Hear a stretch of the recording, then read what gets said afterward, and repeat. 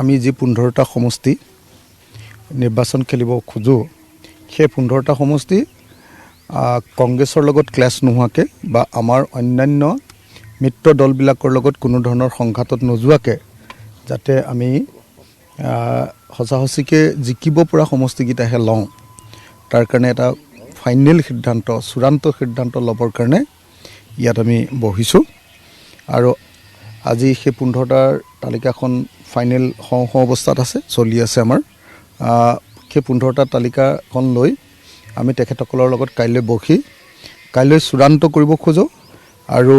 আমি ভাবোঁ যে আমাৰ এলায়েন্সৰ মানে সময়টো বেছি দেৰি হৈ গৈছে যেহেতু বিজেপি এজিপি এওঁলোকৰ এলায়েন্স এটা চলি আছে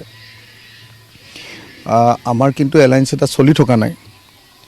তো তেওঁলোকৰ এলায়েন্সত গভৰ্ণমেণ্ট চলি আছে